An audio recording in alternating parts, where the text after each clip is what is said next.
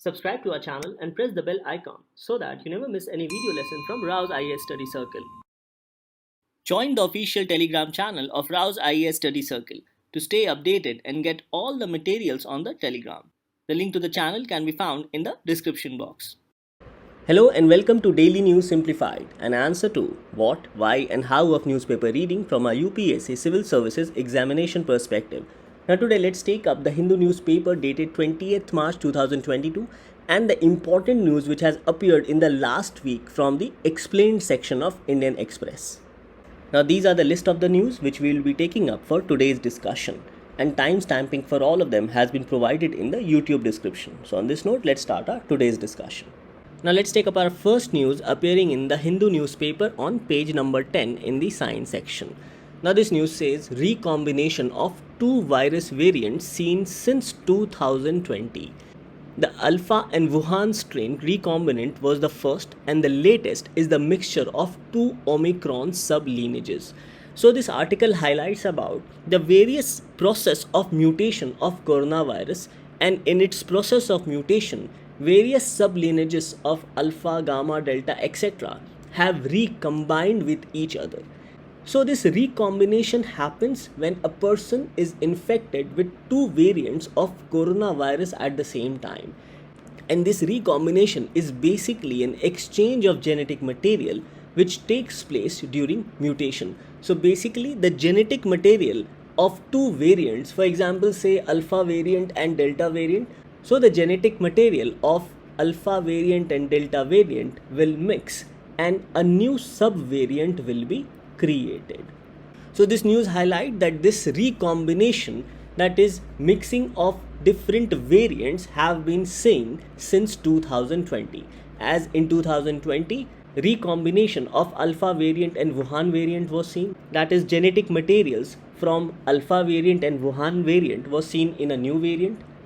Genetic material of alpha variant and delta variant was seen in a new material, and very recently the genetic material of Omicron variant and delta variant has also been witnessed. Now this news highlights that despite these mutations and mixing of genetic materials of different variants, very few mutations have been seen in coronavirus as compared to other RNA based virus. Now this is because of a proofreading mechanism which is there in coronavirus. So whenever a coronavirus replicates, then it tries to correct some of the previous mistakes or some of the previous errors, and in the process most of the replication gets destroyed. So it is in this backdrop this news highlights about the continuous mutation process through which we are witnessing different variants of coronavirus. Now any virus contains a protein shell surrounding its genetic material. Now this genetic material can be either RNA or DNA. And this genetic material is made up of molecules which can be represented through a series of letters. For example, these letters. So these letters basically represents a code within the RNA, contains specific instructions for the virus to make specific proteins. Now the virus cannot replicate by itself and it needs a host cell.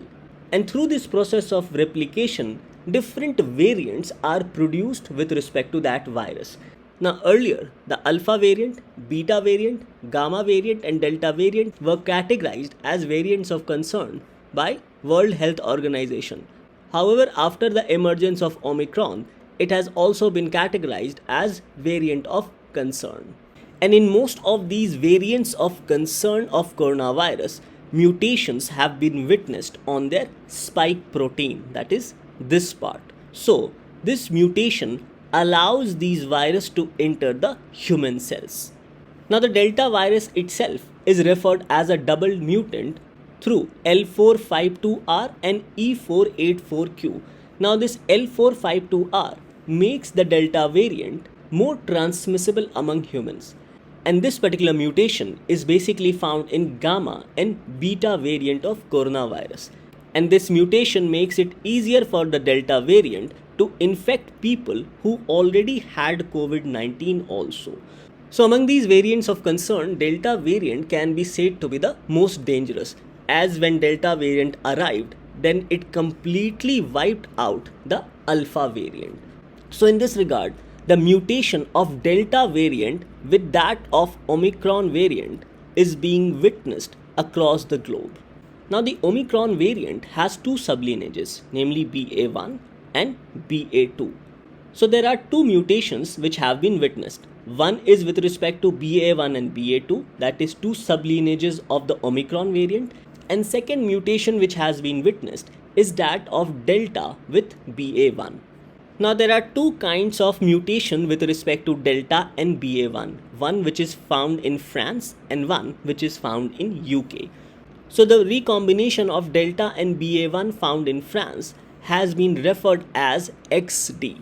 Now this XD recombinant contains spike protein of BA1, whereas rest of the genetic material or structural proteins come from the Delta variant, and that's why this XD variant has been said to be more dangerous or more concerning because it contains structural proteins from Delta variant. Now coming to the other version of Delta variant plus BA1 sublineage of Omicron virus. Now this recombination is called XF, which is found in UK. Now how it is different from XD? It is different from XD as it contains the spike and structural proteins from BA1. So since it contains the spike proteins and also the structural proteins from BA1, that is the Omicron lineage, hence it is less dangerous or less concerning as compared to the XD recombination. And the remaining part comes from the genome from Delta. So the XF recombination found in UK contains more materials or more genetic materials from Omicron and less genetic material from Delta. Hence, so far, XF is said to be less concerning as compared to XD because XD contains more of Delta and less of Omicron. Now the other variant which has been found is the two sublineages of Omicron, namely BA1 plus BA2, and this recombination has been referred as XE. Now this XE contains spike and structural proteins from BA2 and remaining genetic material from BA1. So definitely it is less concerning as compared to XF or XD because it does not contain any genetic material from Delta. So this news basically highlights about the ongoing process of evolution of the virus.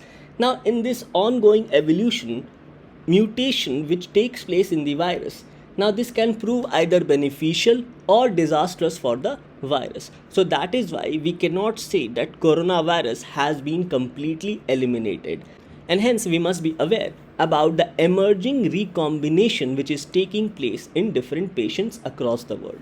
So this topic becomes important both from the prelims and mains perspective and gets covered under GS paper 3 with respect to science and technology. With this, let's take up the next news discussion. Now the next news from the Hindu newspaper also appears on page number 10 in the science section. This news talks about African Bio-Genome project. So it says that many key species in Africa have not had their genomes sequenced. So the question is that what is a genome? Thus, a full set of DNA which is present in an individual organism or in any species is called its genome. So the researchers in Africa wants to sequence the DNA of most of the species which are endemic to Africa. So it says that many key species in Africa have not had their genome sequenced, and whatever has been sequenced are by researchers outside the continent. But now researchers leading the African Bio-Genome project wants to correct this thing, and they want to sequence multiple genomes. That is, they want to sequence all the aspects of DNA of these endemic species of plant, animals, fungus, etc. So this genome sequencing is a process to determine the linear order of nucleotide bases in DNA. Now every DNA contains these nucleotide bases, and that sequencing means to determine their linear order. So sequencing of the DNA or the genome gives us an idea about that particular species. So it says that sequencing of a gene is like reading a book one letter at a time to look for any spelling mistakes and mapping out a person's entire genetic code or mapping out any species' entire genetic code or its complete base pairs, that is, base pairs of the DNA, is called genome sequencing. So basically, in genome sequencing, all the base pairs of the DNA are studied. So it says that by creating genome sequence, we will be able to test specific genes to detect the presence of mutations associated with any genetic disorders. And also in the case of African Bio-Genome project, this sequencing of genome of various species will also help in their preservation. So on this note, let's understand about the African Bio-Genome project. So this project is a coordinated pan-African effort, and the idea is to build capacity and infrastructure to generate, analyze and deploy genomics data for improvement and sustainable use of biodiversity and agriculture across Africa. So the whole idea is not only to preserve these genomic data, but also to ensure improvement and sustainable use of biodiversity and agriculture across the African continent. So it says that it aims to sequence the genomes of plant, animals, fungus, etc., which are endemic to Africa. And in the process, it aims to foster scientific collaborations and partnerships across institutions, universities, so that it provides a platform for innovations and policy change across Africa through biodiversity genomics. Further, it says that it aims to harness the power of genomics for improvement and sustainable use of biodiversity across Africa. So, the goals of African Bio-Genome project includes coordination of all non-human genome sequencing initiatives in Africa, and it also acts as a forum for the non-human space. Further, this project aims to initiate, develop and support new non-human genome sequencing efforts and also sequence more than 1 lakh species in Africa, and also to deploy these data collected through genome sequencing of plants, species, fungus, etc., which will contribute to regional biobanks in Africa and also inform policy decision making and build capacity building in Africa. So these can be said to be some of the important goals to launch the African Bio-Genome project. Now this project is mainly a collaboration across the African continent of different institutions of different countries, various corporate partners and even associate partners. However, none of the United Nations organization members are part of African Bio-Genome project. So please remember this from your prelims perspective. So in this news, you need to know about the African Bio-Genome project and also about genome sequencing. And this news gets covered under GS paper 3 with respect to science and technology. Now the next news to be taken up appears on page number 8. Now this news says study reveals major decline in Golden Langur habitat, and the impact of land use change will be fatal to them according to the officer. So in this news analysis, you need to know about the IUCN status of Golden Langur and also its habitat. So as you can see, the IUCN status of Golden Langur is endangered and it is mostly found along the Indo-Bhutan border. So this news highlights about a continuous decline in the habitat of Golden Langur, as across the range of 66,320 square kilometers, the area which is suitable for their habitat has shrunk to 12,265 square kilometers. And the report also suggests that this area of their habitat is likely to contract or shrink further to 8,884 square kilometers by 2031. So the habitat of Golden Langur found across Indo-Bhutan border is slowly declining. Now in India, the Golden Langur is mainly found in the forested habitats in the districts of Chirang, Kokrajhar, Dhubri and Bongaigaon in Assam. So the reason for decline in the habitat of Golden Langur, especially in India, is the fact that their population is scattered in the districts of Assam, and destruction of forest is also resulting in contraction of the living areas and habitats of the Golden Langur. Now the population of Golden Langur is fragmented mostly because of the fact that they live in patches of forest areas, and some of these forest areas are not connected with each other. Another problem highlighted in the article is that only 14.39% of the habitat of Golden Langur, both within India and Bhutan, falls within the protected areas of forest. So it means that there are only limited areas of the forest which can be said to be protected areas or where any activity by the human population is not allowed. Another reason highlighted in the article is that the southern population, that is the population of Golden Langur, mainly in the reserve forest of Assam, are under high level of anthropogenic pressure. Now, anthropogenic pressure here refers to any pressure induced by human activities. Now, these human activities includes increase in human population, increased deforestation activities, which is actually leading to decline in these forest patches, which is further leading to scattering of the population of Golden Langur.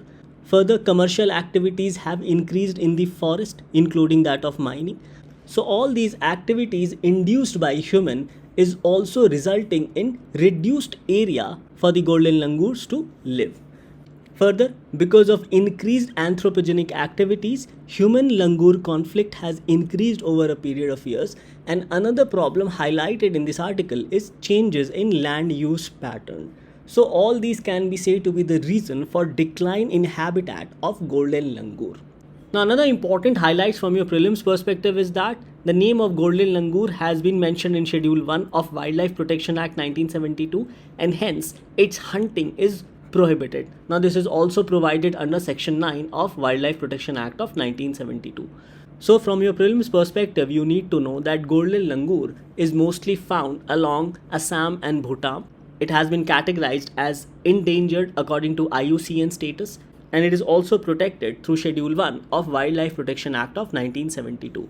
And this topic gets covered under the section of Environment under GS Paper 3. So with this, let's take up the next article for discussion. The next news to be taken up appears in the FAQ section on page number 11.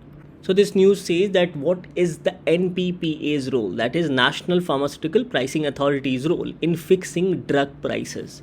Why is the pharma lobby seeking a 10% increase for scheduled drugs? How will this impact the consumers? Now, according to the Drug Prices Control Order of 2013, prices of scheduled drugs are allowed to increase as per the wholesale price index every year. However, prices of non-scheduled drugs automatically increases every year by 10%. And the non-scheduled drugs comprises mostly 85% of the pharmaceutical drugs market, whereas scheduled drugs comprises roughly around 15% of the market. So in this backdrop, this news highlights that the lobby groups representing the domestic pharma industry or domestic pharmaceutical companies have been lobbying with the government for a 10% annual hike for scheduled drugs also, just like the non-scheduled drugs. So in this regard, the National Pharmaceutical Pricing Authority is yet to decide with respect to allowing this 10% annual hike for scheduled drugs. Because as of now, the price of scheduled drugs increases according to the wholesale price index. Now, the National Pharmaceutical Pricing Authority regulates the ceiling price of medicines according to the Drug Price Control Order of 2013. Now, the first schedule of the Drug Price Control Order 2013 provides for a national list of essential medicine. Now, all medicines under this list, that is the National List of Essential Medicine, are under price regulation. So, prices of all the medicines under the National List of Essential Medicine, which has been provided under Schedule 1 of the Drug Price Control Order of 2013, is decided by the National Pharmaceutical Pricing Authority. Now, other functions of the National Pharmaceutical Pricing Authority includes it ensures accessibility and availability of medicines at affordable prices, especially the medicines under the NLEM or National List of Essential Medicine. And it also maintains data on export, import profitability of company, and also sponsors studies in order to determine the method to fix price of these drugs under the Drug Price Control Order 2013. So if the National Pharmaceutical Pricing Authority decides that prices of scheduled drugs shall also be increased by 10% every year, then it will also impact the consumers. Now in this regard, it's also important to know about the essential list of medicine. So according to the World Health Organization, essential medicines are such medicines that satisfy the priority healthcare needs of the population. And this list is made with consideration to disease prevalence, efficacy, safety, and comparative cost effectiveness of the medicine. So, the whole idea of this essential list of medicine is that they are easily available to the public at large at affordable prices. So, WHO mentions about certain essential medicines which should be available and also affordable. So, it says that such medicines are intended to be available in adequate amounts in appropriate dosage forms and strengths with assured quality, and they should be available in such a way that an individual or community can afford such medicines. So the aspect of affordability has been focused on, and because of this aspect of affordability, the National Pharmaceutical Pricing Authority fixes or determines the ceiling price of such medicines under the National List of Essential Medicines. So it highlights that in order to make medicines affordable, Government of India promulgated the National Pharmaceutical Pricing Policy of 2012, thereby bringing all medicines with specified dosage and strength included in NLEM under price control. So the medicines under the National List of Essential Medicines are price control, or the prices are controlled by the government. So in order to control this price, the government issued the Drugs Price Control Order of 2013, which was issued by the Department of Pharmaceuticals under Ministry of Chemicals and Fertilizer to fix the ceiling price of medicines included in NLEM 2011. So this becomes an important fact from your prelims perspective. Now this National List of Essential Medicine is published by the Ministry of Health and Family Welfare, and it is also updated and revised from time to time, and is included in the first schedule of the Drugs Price Control Order of 2013 by the government through a notification in the official gazette. Now, it's also important to know about the National Pharmaceutical Pricing Authority. Now, this was constituted through a Government of India resolution in 1997 August as an attached office of Department of Pharmaceuticals under Ministry of Chemicals and Fertilizers. And this is an independent regulatory authority for pricing of drugs and to ensure availability and accessibility of medicines at affordable prices. Now, there are certain exceptional powers which has been granted to the NPPA. Now, under paragraph 19 of the Drugs Prices Control Order, the authority has the power to fix ceiling prices of even those drugs that are not listed under NLEM in public interest or in emergency situations. So it says, for example, in pursuance of these powers, the NPPA has fixed the ceiling prices of cardiac stents and knee implants. And the authority can also increase or decrease the prices of the drugs listed under NLEM. And in pursuance of these powers in 2021, the NPPA had increased the prices of 21 essential medicines by almost 50%. So it's important to know about the powers of National Pharmaceutical Pricing Authority. Thus, this topic becomes important both from the perspective of GS Paper 3 regarding economy and also GS Paper 2 with respect to regulatory bodies. So with this discussion, let's take up the two news from the explained section of Indian Express.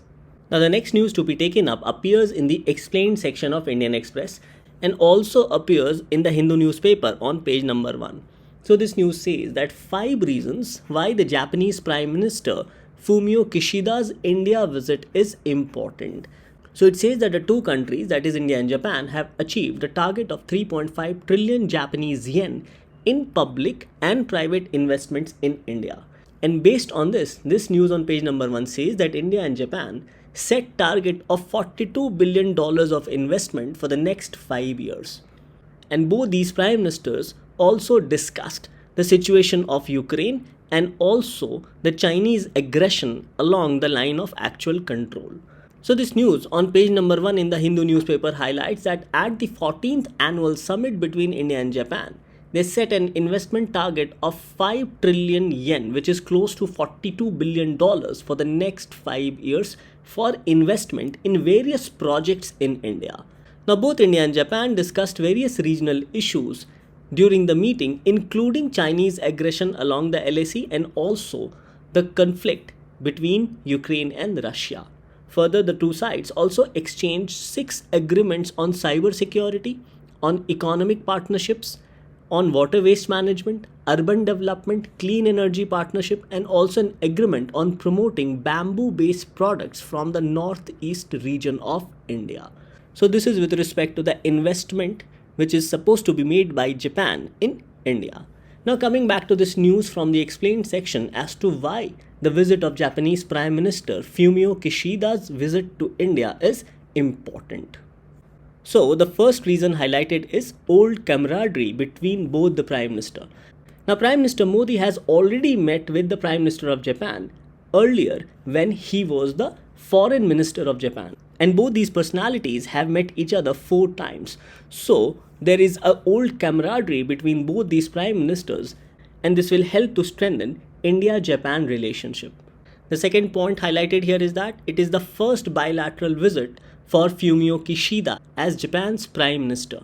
So it says that this is Kishida's first bilateral visit to India as Japan's Prime Minister, and the summit between India and Japanese PMs is taking place 3.5 years after the last summit which took place in Japan in 2018. Further, this year, that is 2022, also marks the 70th anniversary of establishment of India-Japan diplomatic relations, which started in April 1952. And both India and Japan desire to further strengthen special strategic and global partnership. And this special strategic and global partnership is also important given the geopolitical situation. So it says that given the evolving geopolitical and economic situation, especially along the Indo-Pacific region with China's assertion, both sides are looking to deepen their partnership. Now the third point highlighted in the article is regarding the strategic reasons. So it says that the strategic reasons for Japanese Prime Minister's visit are very important. It says that there will be talks on convergence on free, open and inclusive Indo-Pacific region. There will be talk on progress in defense and security and in regional context also. Further, India and Japan have also signed a reciprocal provision of supplies and services agreement.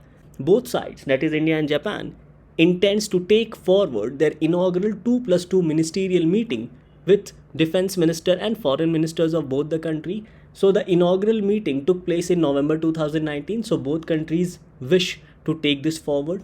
Further, through the Act East Forum to coordinate developmental projects in Northeast, especially with respect to areas of connectivity, forest management, disaster risk reduction and also capacity building. So in 2017, India and Japan had established the India-Japan Act East Forum, and the objective is to coordinate developmental projects in the northeastern region of India.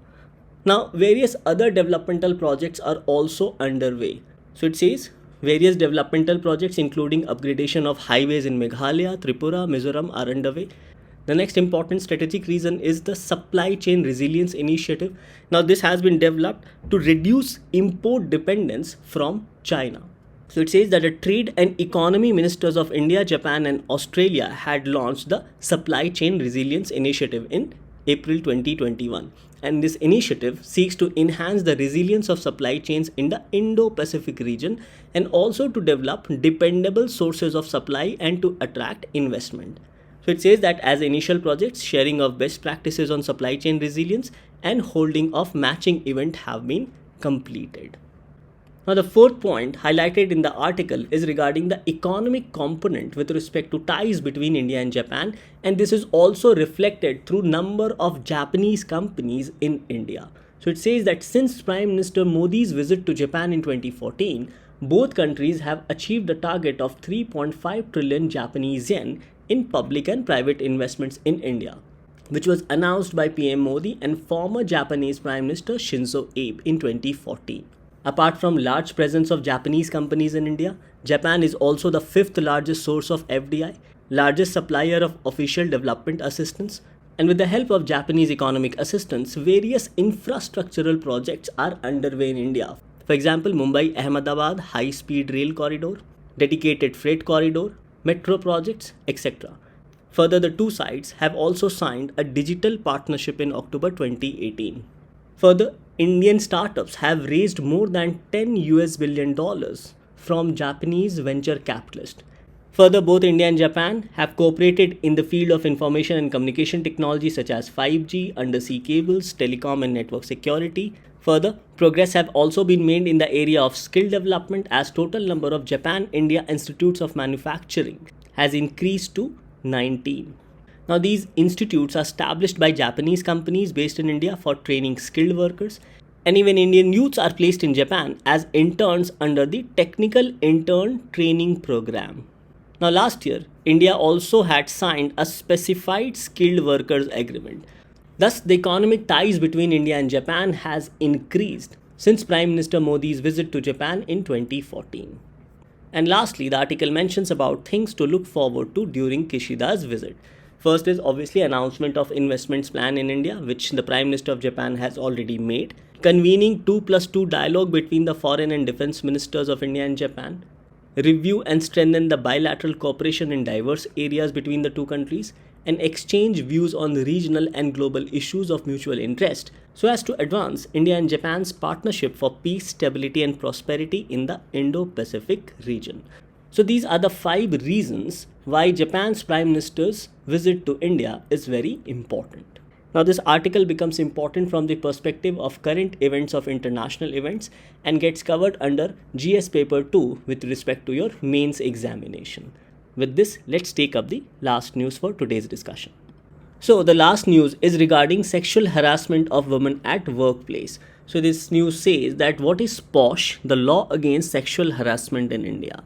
Now, the Sexual Harassment of Women at Workplace Prevention, Prohibition and Redressal Act was passed in 2013, and this act was passed after the Supreme Court gave a broad guidelines during the Vishakha judgment. So it says it defines sexual harassment, lays down the procedure for complaint and inquiry, and also suggests actions to be taken.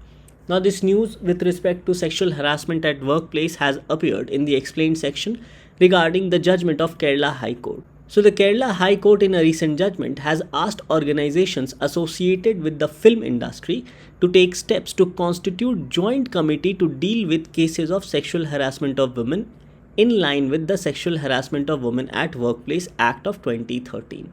Now, this act was legislated after the Supreme Court gave the Vishakha guidelines. So, it says that the Vishakha guidelines, which were legally binding, defined sexual harassment and also imposed 3 key obligations on institutions, namely prohibition of sexual harassment at workplace, prevention of sexual harassment, and also redressal of sexual harassment incidents if any has taken place. So, in the Vishakha guideline, the Supreme Court directed that they should establish a complaints committee. Accordingly, under this act, an internal complaints committee needs to be established by every organization which has 10 or more employees or 10 or more workers. And this internal complaints committee would look into matters of sexual harassment of women at workplace. So the act says that it aims to provide for protection of women against sexual harassment of women at workplace, and also for prevention and redressal of complaints of sexual harassment and for related matters. Now, this act also highlights about the importance of Article 14, 15 and 21 of the Indian Constitution. So it says that whereas the sexual harassment results in violation of fundamental rights of a woman to equality under Articles 14 and 15 of the Indian Constitution, and her right to life and to live with dignity under Article 21 of the Constitution, and right to practice any profession or to carry on any occupation, trade or business, which includes right to a safe environment free from sexual harassment. So, sexual harassment amounts to violation of fundamental rights, namely that of Article 14, 15, 21 and even Article 19 with respect to right of a citizen to practice any profession or to carry on any occupation, trade or business. Further, this act also mentions about Convention on Elimination of All Forms of Discrimination Against Women, which the Government of India has ratified on 25th June 1993. So it says that whereas the protection against sexual harassment and the right to work with dignity are universally recognized human rights by international conventions and instruments, such as the Convention on the Elimination of All Forms of Discrimination Against Women, which the Government of India has also ratified, and accordingly the Government of India legislated the Sexual Harassment of Women at Workplace Prevention, Prohibition and Redressal Act of 2013, or the POSH Act of 2013. So POSH Act deals with sexual harassment of women at workplace. Now the act also defines sexual harassment, and it says it includes anyone or more of the following unwelcome acts or behavior. Now, the guidelines of Ministry of Women and Child Development says that any welcome act or behavior towards a woman is such where a woman feels bad or a woman feels powerless. So these have been categorized as acts of sexual harassment: physical contact and advances, demand or request for sexual favors, making sexually colored remarks, showing pornography, or any other unwelcome physical, verbal, or non verbal conducts of sexual nature. So, any of these activities can be categorized as sexual harassment as per the Act. Further, the Ministry of Women and Child Development has also published a handbook on sexual harassment of women at workplace with more detailed instances of behavior which constitute sexual harassment at workplace. And these includes broadly sexually suggestive remarks or innuendos, serious or repeated offensive remarks, inappropriate questions or remarks about a person's sex life, display of sexist or offensive pictures, posters, MMS, SMS, WhatsApp, or emails, intimidation, threats, blackmail around sexual favors, also threats, intimidation, or retaliation against an employee who speaks against these incidences, any unwelcome social invitations with sexual overtones, commonly seen as flirting, or any unwelcome sexual advances. Further, the Act has also additionally provided for 5 circumstances that amounts to sexual harassment. These includes implied or explicit promise of preferential treatment in a woman's employment, implied or explicit threat of detrimental treatment towards a woman, implied or explicit threat about her present or future employment status, interference with her work, or creating an offensive or hostile work environment, or humiliating treatment likely to affect a woman's health or her safety. So all of these can also be categorized as sexual harassment of women at workplace. So to deal with these complaints on sexual harassment, the Internal Complaints Committee inquire into these allegations of sexual harassment. However, these complaints must be made within 3 months of the incident. However, this time frame can be extended by the committee. Further, this act also provides for determination of compensation to the victim. So it says that the internal committee or the local committee shall have regard to the following while determining the compensation for a victim: mental trauma, pain, suffering, and emotional distress caused to the aggrieved woman, loss in her career opportunity due to incident of sexual harassment, medical expenses incurred by the victim for physical or psychiatric treatment, income and financial status of the respondent, and feasibility of such payment in lump sum or in installments, which is to be decided by the Internal Complaints Committee. And if the victim is not satisfied with the decisions of Internal Complaints Committee, then such victim can appeal against the decision of the Internal Complaints Committee to any court or tribunal within 90 days as per this Act. So these are some of the important provisions with respect to the Sexual Harassment of Women at Workplace Prevention, Prohibition and Redressal Act of 2013. Now, based on our discussion, this becomes your practice question for the day. The question is, consider the following statements about Golden Langur. First, the Golden Langur is a primate found in the forest along the Indo-Bhutan border in Assam. Second, it is listed in Schedule 1 of Wildlife Protection Act of 1972. And third, it is listed as critically endangered species by the IUCN Red List. So the question is, which of the statements given above are correct? Options are A, 1 and 2 only, B, 2 and 3 only, C, 1 and 3 only, and D, 1, 2 and 3. Now coming to the answer of yesterday, the question was, which of the following statement is true with respect to International Court of Justice? In this, the correct answer is B. It says that unlike other organs of international organizations, court is not composed of representatives of governments. So with this discussion, we come to an end to today's analysis. Thank you for watching DNS.